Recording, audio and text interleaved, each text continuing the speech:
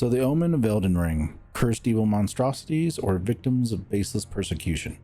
We'll be delving deep into the lore of these individuals and how their history plays a crucial role with the game's epic story.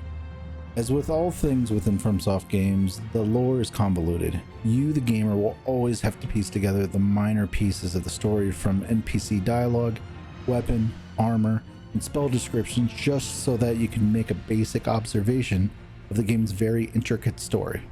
We begin with the origins of the Omen.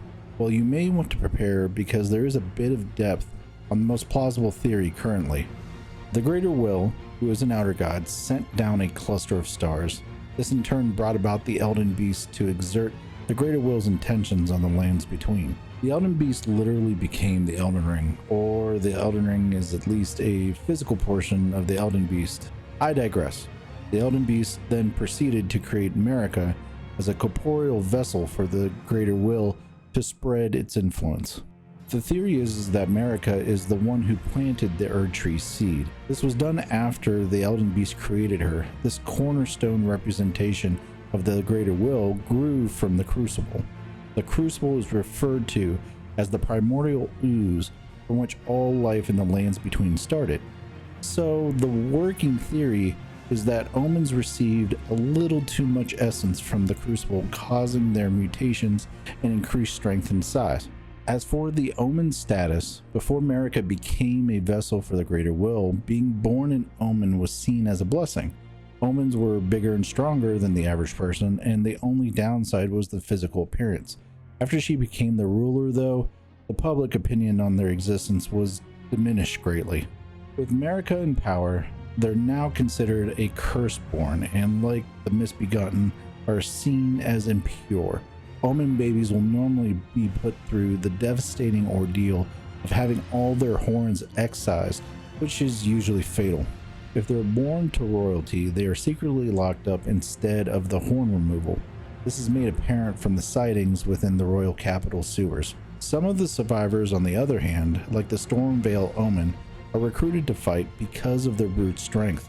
The mindset is to use them as disposable tools of combat only. The description of their preferred weapon, the Omen Cleaver, adds more malice towards this ideal, saying that the pattern etched upon the blade is the remnant of a deteriorating malediction. Indeed, when bestowing a weapon, preparations must be made for taking it away. Besides the hardships of just existing and surviving, then comes the persecution from the Omen Killers, who were originally founded by Rollo, a perfumer, who were originally the doctors before the shattering. He ended up taking a concoction to destroy his own emotions so he could hunt and slaughter omens. The Omen smirk masks, which are worn by these assassins, are carved with the image of the evil spirits that hunt the Omen in their nightmares.